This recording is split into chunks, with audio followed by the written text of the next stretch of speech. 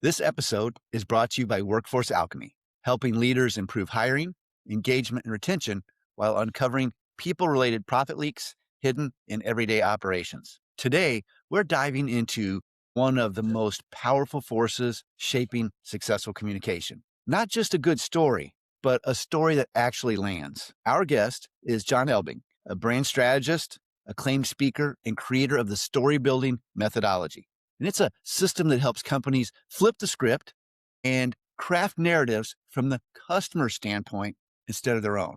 His work is the backbone of a #1 international best-selling book that's changing how marketers, founders, and leaders align their teams, sharpen their messaging, and build stories that stick. So whether you're struggling to be heard above the noise or you want your message to move people, you're about to learn how to build narratives that get noticed, remembered, and acted on. Welcome, John. Glad to have you on the show. Hey, Mason, that's great to be here. It sounds like a lot of fun. And thanks for that intro. Always nice to hear. So most people talk about storytelling, but you emphasize story building. What's the real difference and why does it even matter? So I found that storytelling is become such a buzzword. Everyone sort of recognizes that you need to do storytelling. So there are so many, you search for storytelling on like Google and you'll get a million tips and tricks. And I find a lot of it is about how to tell your story better, how to put a nice coat of paint, how to, light it up. But I find that you might not be telling the right story. You'll tell the wrong story better, but that doesn't help. So story building, it's a method that I use to help people build the right story. So it's more about the understanding your customer, taking their standpoint. My business is called Standpoint, so because that's so important. And then putting in a storytelling framework so that you really have a structure that brings people into engagement in a natural way of how they react when encountering a brand. And then you can make a website, a pitch, whatever it is based on this structure. You have to get the structure right first. Often people jump in and fiddle with the words or the colors or the thing, but that's not the important part. You really have to first structure your story. That's why I insist on calling it story building. Okay. So your journey spans tech, marketing, and storytelling and story building. What was the pivotal moment that shifted you toward developing story building as a methodology? So there were several moments where storytelling came into play over my career, like when I was doing corporate presentations and I would try to memorize this, the presentation I was doing. And then I finally realized if I just had one story per slide and I come up and I tell that story, it all came out so much better. It was way more engaging than trying to memorize it. But then when I got in, I've been independent for 10 years and I've been working with startups and companies. And I have, as you said, background in tech and marketing and finance and all these things. And I've trained in design thinking and, I have so many canvases with Post-its and have teams work on their strategy. And often their eyes would light up, but then what do you do on Monday morning? And so I got into storytelling because I realized that, yes, it gives you a story, which is really important, but it forces people to decide. Who am I talking to? Who am I not talking to? What is important? What is less important? Because everything's important. Well, no, you have to choose. What is the 1-2 things that are really important so that you can, the less important stuff you'll say later. And just going through these exercises, defining the story forces clarity, having a common story, aligning teams, just the focus. Companies come out with a clear focus of who they're talking to and what the promise is. And then there's a bonus where you get a marketing story that you can use to actually engage. Sure. But for me, it was really this idea that storytelling forces you to be clear. So I guess it's also helpful internally as well as externally, because internally the story kind of sets a framework or a fence around what your business's culture is based on the story, because your employees aren't going to act in a way that's not congruent with the story of your brand. So sometimes you see where you go on the website and it's a different story than on the posts on social media, and then you meet a salesperson and it's a different story. I did a workshop with the team and there were 10 people of this company. I said, okay, write down what does your company does. And they had 10 different stories. And so to go through as a team to build that story, it brings them together, and then they have that. And when they're talking about, when they're writing a blog post or on social media or talking about a campaign, somehow they inhabit that core story. And that cohesion is really powerful too. Your customers get what you stand for. Instead of having a list of products or services or benefits, you have this cohesive way of saying, "Oh, okay, that's who they are."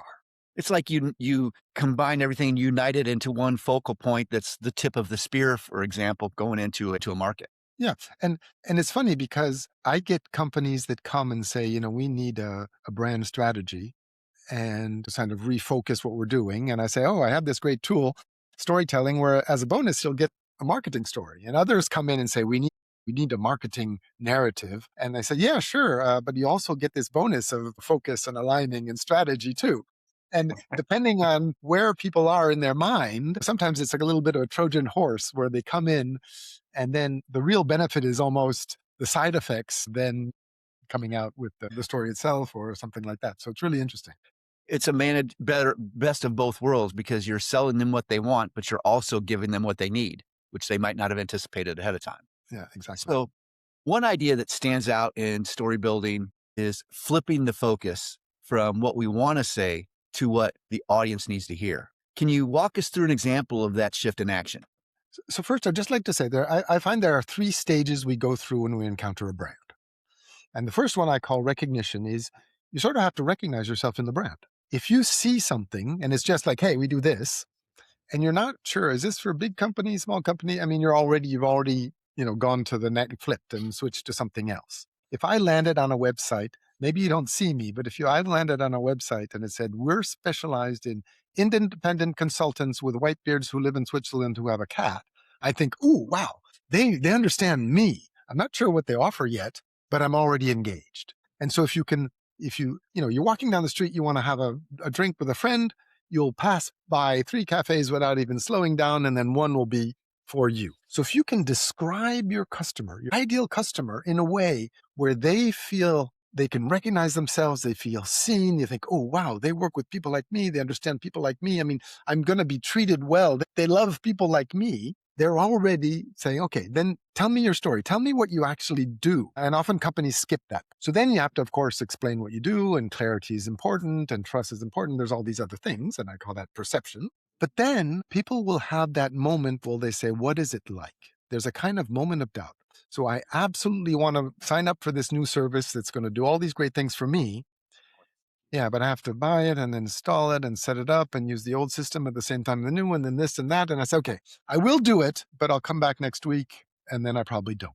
And so if you can explain and show them the experience, how it's going to happen, sort of find all those little obstacle points and walk them through, and then almost have them close their eyes and say, imagine this wonderful future I'm promising. And they're already thinking, okay, it's going to happen like this, and I have all these benefits, and this, I'm going to, all these things. So they're already pre-living what you're selling to them.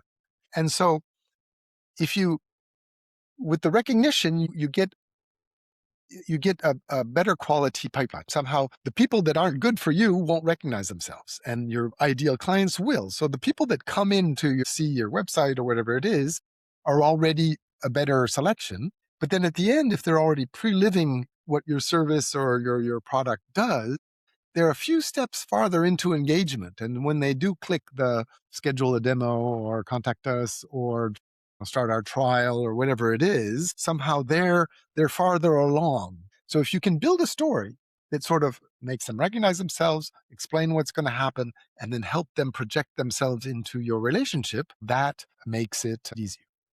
So as I'm listening to you, there's a couple things that are jumping out at me. You're talking about recognition first, then perception, and then projection. You are so accurate about the projection or the recognition part. I can think about my own life experience. I don't think I'm different than most other humans walking around on the face of the planet. We're so overwhelmed by stimulus that our reticular activating system is programming us to only pay attention to things that are directly relevant to us. And I go through life actively looking for ways to identify things that aren't necessary for me on a professional level. Like, oh, I don't need that. I don't need that. That doesn't apply to me. That applies to my accountant should look at that, or my lawyer should look at that, or whatever. But like, I am looking for ways to disqualify things from my universe so that I can focus on the things that only matter to me right now. So what you're saying makes a lot of sense as far as being very precise in your initial contact. I also think, particularly with outbound communication to potential customers or existing customers for that matter that you want to keep.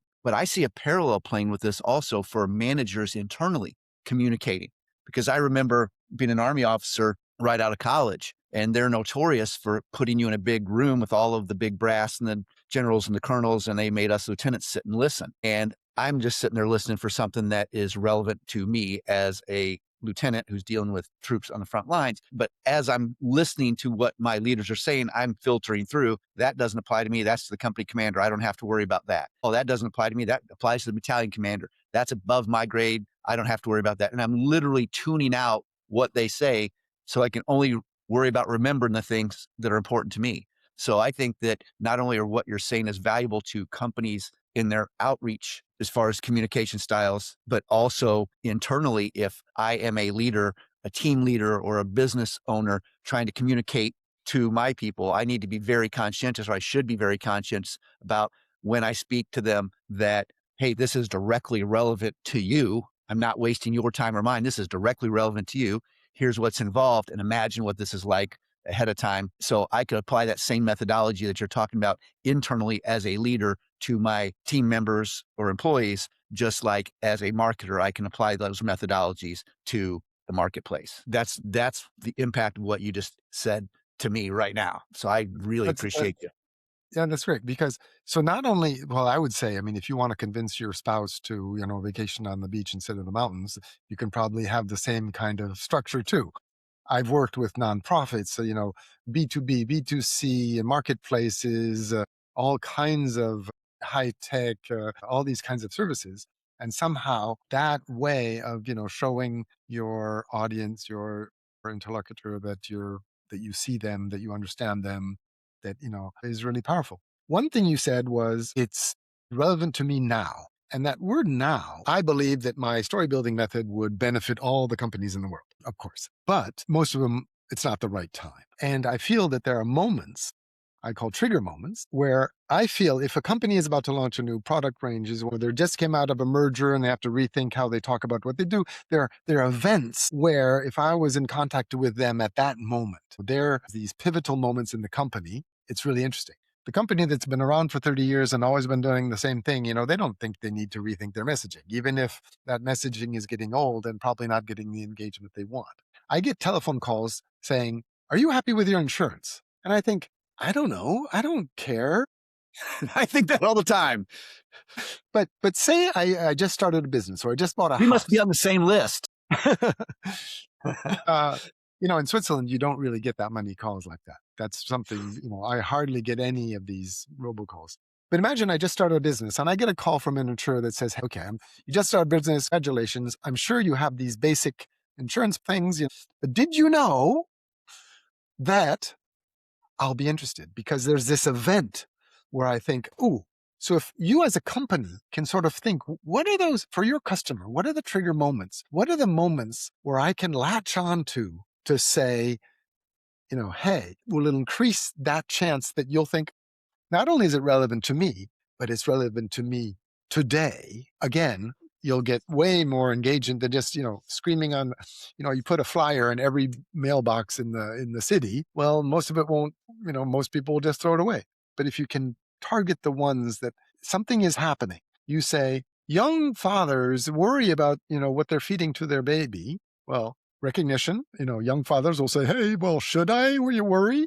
And if you're not a young father, you won't stop, but they're not your client. Right. And so this idea that there's this identity, there's the challenge, there's this whole thing where you sort of recognize yourself, your situation, and you open your ears. It's the co-author of my first book was a guy by the name of Alan Minster. And he always used to say, and this is another reason why I invited you on to talk about stories, because people forget facts and figures. I remember sitting in history class in college and we had memorized these dates and whatnot. I can't tell you any of those things, but because I learned a story about what happened first, which caused what happened second, which caused what happened third, which caused what happened fourth, I can get memory of that story. So I understand the lesson of history, even though I can't remember the dates. So the Yep. story is memorable, which is why I wanted you on here. But he used to always say, salespeople are always ready to sell. Prospects always aren't always ready to buy. So your job as a business is to stay in touch with those prospects until they are. You referred to it as nurture marketing,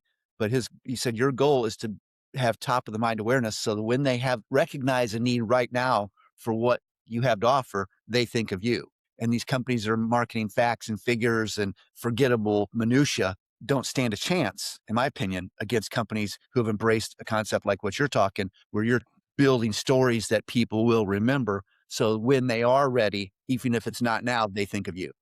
Yeah, I agree. I agree completely. It's funny how this idea of top of mind, I've had some weird experience. I went to this conference, one of these jazzy marketing conferences. And so it was like 3 weeks away. And I signed up and I got 3 emails a day saying, hey, you're coming and this and that and the thing.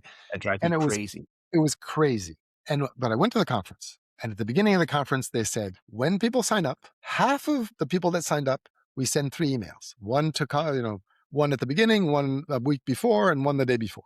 And the other half, we harass them like hell, and people hate it. 90% of the people that are here are the ones we harassed. So we all hate it, but we were kept top of mind.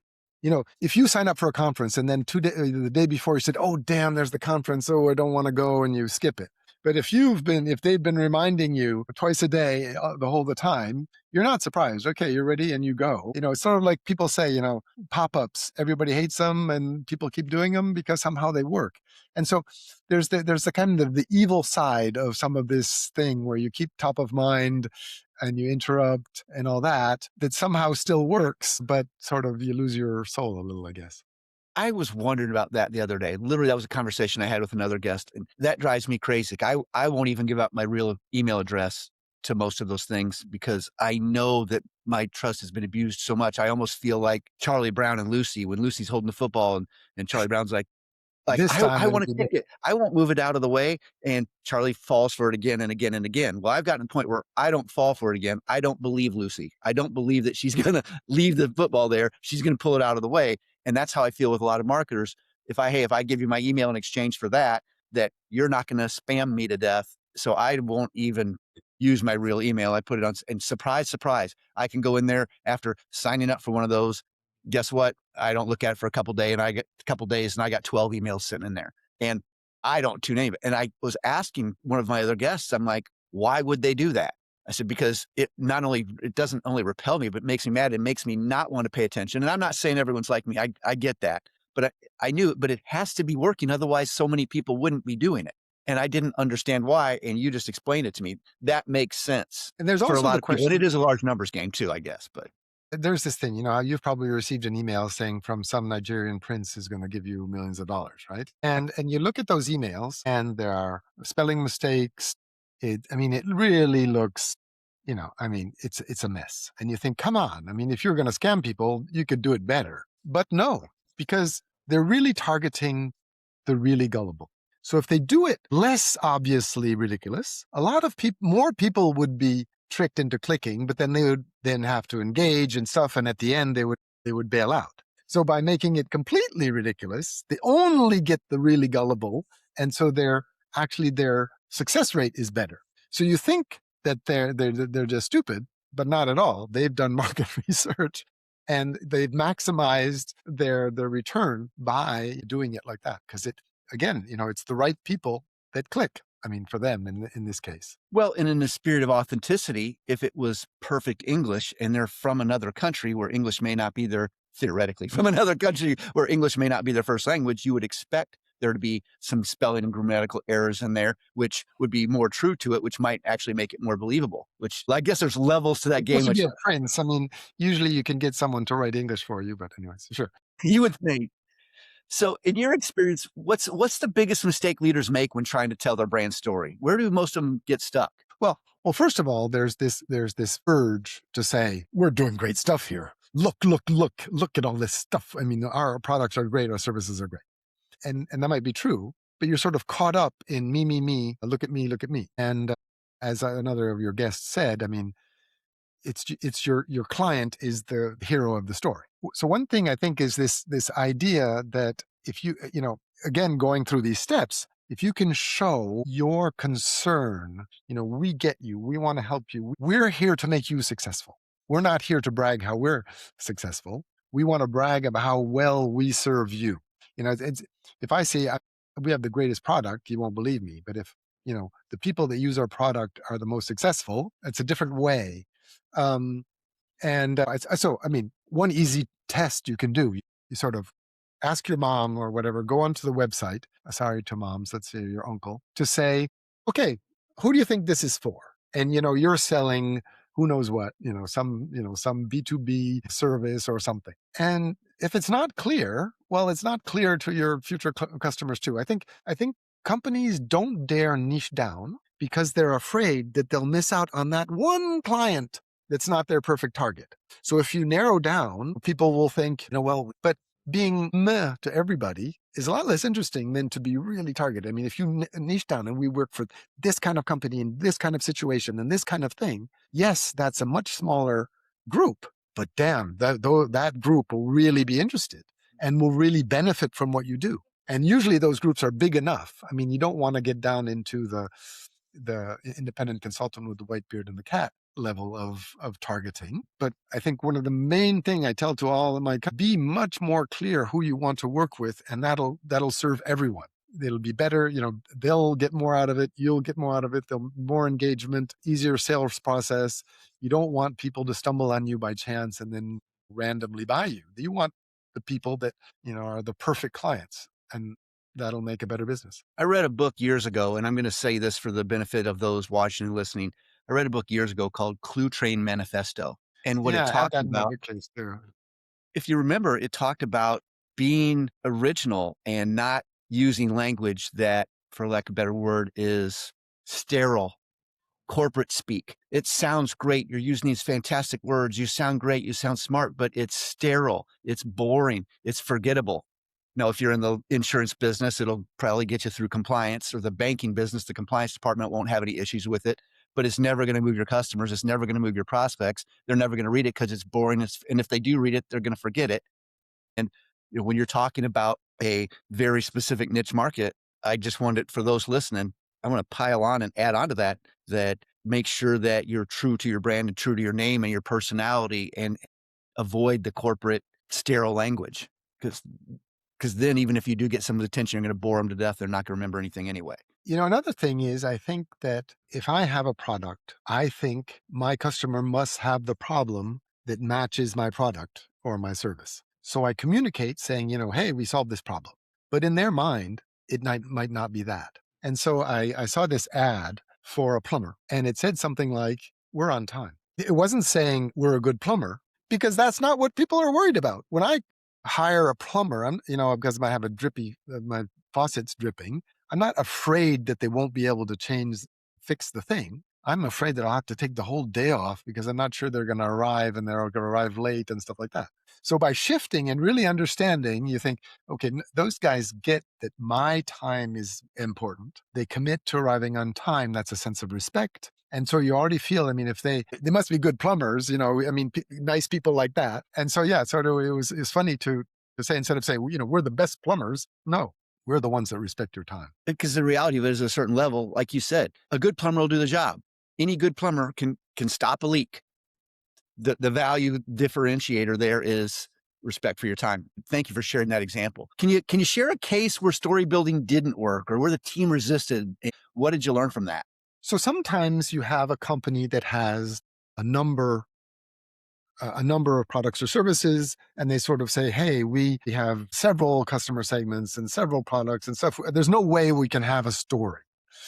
We have to have multiple stories or things like that. And usually, I guess always, you get to the point where you can make a customer story, a company story, and then you can have sub-stories for specific brands. One interesting example, I worked with the world leader of garden shears, which is here in Switzerland. And they actually had two brands without really realizing they had two brands, because after 80 years, they created a website. They're very professional. They would do professional tools. But after all these years, they created a website and realized they had, you and me would also buy their tools because they're great for our yard.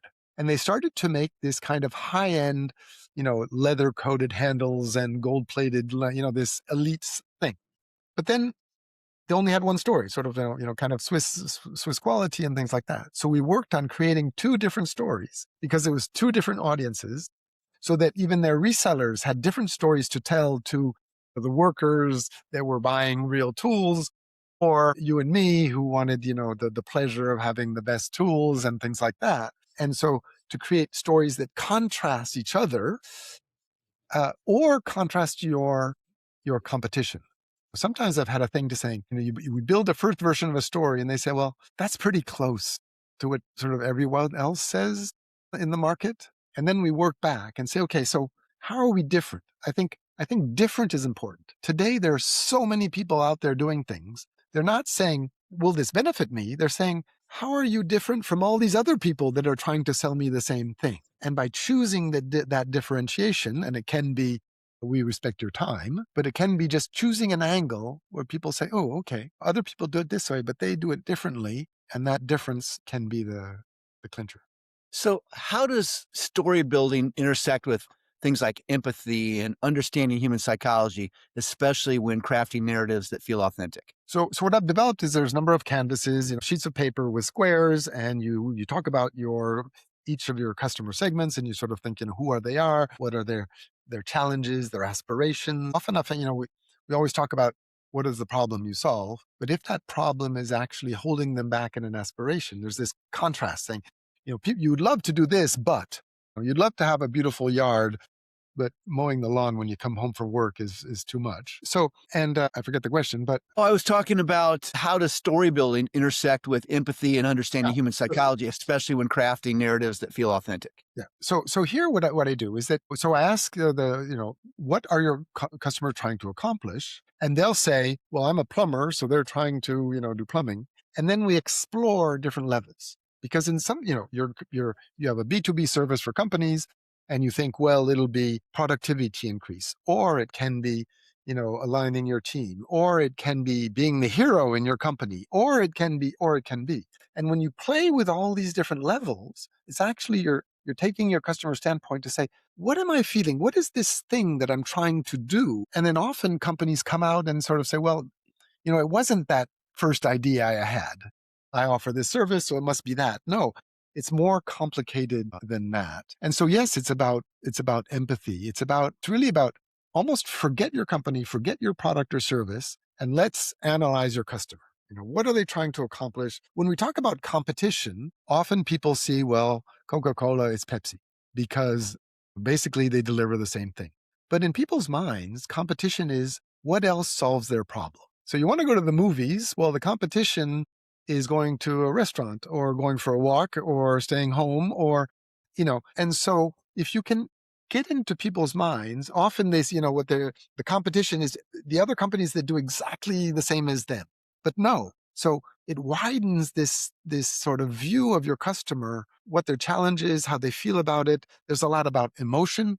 What is the emotion they're talking about? Are they frustrated with their current situation? And that can be a strong lever You for got. decision. I'm going to interrupt you because you just triggered a thought for me, because a lot of my listeners have one particular niche of my listeners are going to appreciate this when it comes to staffing. And I've always said that human resources is the second sales force for most companies, and that HR organizations should be competing to gain and retain the best talent, just like their sales team competes to gain and retain the best customers. And a lot of times people in HR will look at their job of marketing to the community, the opportunities to work for their company. And they just think, well, if I'm a furniture store, for example, oh, we're just competing to get employees against that furniture store A or that furniture store B or that furniture store C. And like you said, they're not competing for that. How do I phrase that? You said they're not just competing head to head. They're competing with all the other companies who are looking for those high caliber employees that may not even be in that industry. So when it comes to crafting messages for, let's say, a human resource arm of a company that is trying to market employment opportunities at their company, Or just this employer is marketing, is you're this marketing is your company as an employer is more and more important because it's It's really hard to find some of these skill sets are really hard to find. Some of the attitude, I always sort of think you should hire for attitude. Skills you can learn, attitude is harder. And it comes back to this idea of authenticity. You can offer all the free coffee you want, but somehow it's about people getting appreciated and have autonomy and develop mastery, We can talk about all that these for hours. things. Absolutely. So, what are some of the best ways that leaders can validate that a story will actually resonate before they spend all their time, energy, and resources launching a campaign or a new brand message? So, well, first I've found that companies know more about their customers than they think because they sort of say, okay, we're doing a campaign, we'll talk about this benefit or that benefit or whatever. But when you sit them down and you turn on the spotlight and say, we'll make you talk, and they come out with surprisingly powerful insights on their customers. So I often feel that that best guess is surprisingly often pretty good. But then the idea is to go out and test it. And this idea of this story structure is you don't have to build a website or launch a campaign. You can just go to your customers and talk and say, hey, this is what we do. I just want to bounce this off you. And I've had companies that will come back and say, some vocabulary doesn't click. And so, we work on that and they go back and things. And again, today it is pretty cheap. Launch a campaign with one trigger moment of what kind of vocabulary thing and see how it works. And that doesn't cost much. And then you can tweak it. People are always in social media, digital marketing in general, they're looking for the silver bullet. They think we just need to figure it out and then we're good. And I don't think that's true. The companies I've worked with that have been the most successful are the ones that set up a kind of digital marketing factory. So here's 10 ideas. We think those three have the best potential. So we're going to test them. The one that seems to work, we're going to tweak and measure and tweak and measure. And the ones that don't work, we're going to let go and take the next one and fiddle. And that one that's been working for 6 months isn't working as well as before. And we're going to try something else. And we're going to work on the thing. And this constant interaction and measuring the reaction of your customers over time is the thing that works compared to you do one thing and it works and you think great, and then you do it again and it doesn't, and it's tough. There's so many get rich fast kind of tips where if you just do content marketing or you just do this or go on to TikTok or something. But well, first I think you need the right story to tell, but then you have to test and measure the reaction.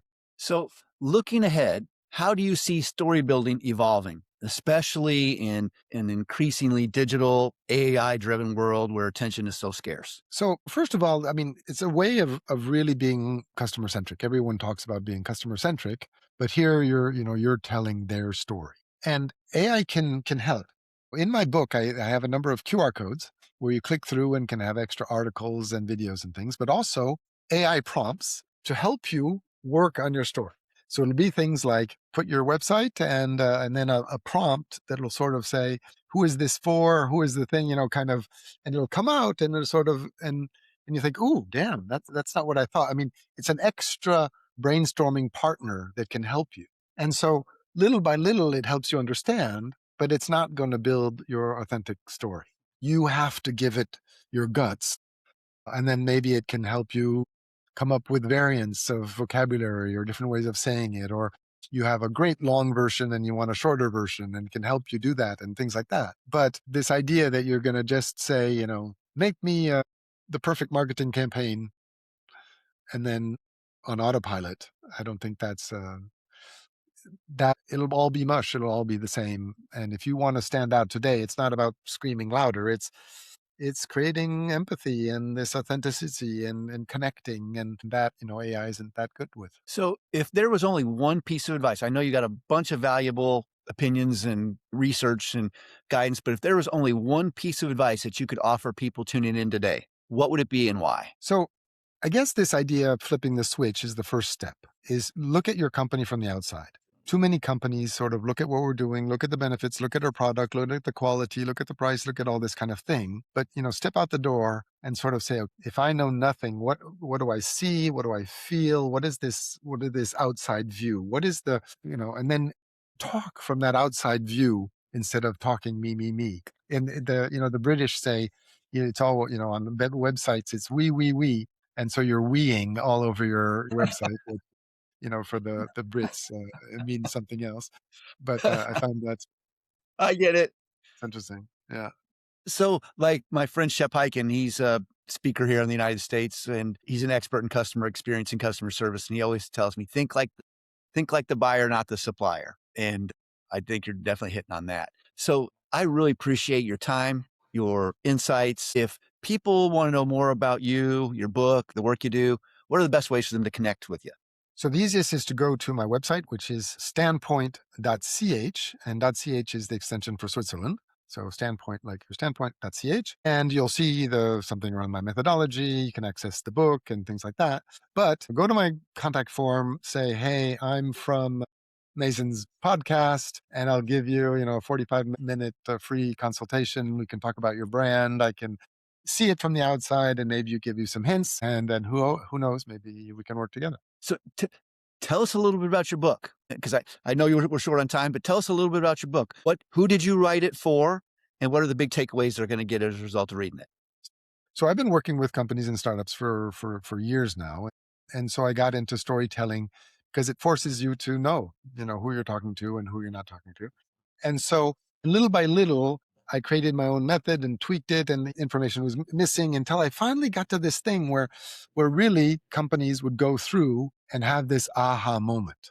And so I finally said, okay, that's worth having a book. And and if I have a book, maybe Mason will invite me to his podcast. So that was the main goal. Well, you were a prophet. It worked. So the book is in sort of two part. The part of it is goes through this theory of recognition, perception, projection. So you get an idea what's going on in your customer's mind when they encounter your brand, and then really it's exercises that you can use on your own. I mean, I give away all my stuff where you can just answer a number of questions and things, and it brings you through until it brings to first your customer, then your company, and then a framework to create a structure of a story, and then a way of writing a narrative. And I find it important to separate the structure from the narrative. When you say, let's go write the story, you get it caught up in the vocabulary and the tweak and the thing. It's sort of like you create a website and it's all about the colors and the animations, but you lose the structure of what you're doing. So really, once you have that structure, then you can have a short version for a cocktail party, a long version. Those same sections can be the sections for your website, for your pitch deck. People have then used that story structure in all different ways, including internally, about this is the story we represent. And so I'm happy that people can just take the book with these QR codes. I see them sign up to my site so I can see. And some people send me messages and saying, oh, but I didn't get that. And so, kind of thing. And then others, we can work together on it. Cool. Well, thank you so much for your time. And let's get together and do this again soon. Great. Well, thank you. This has been a lot of fun, and have a great day. You too.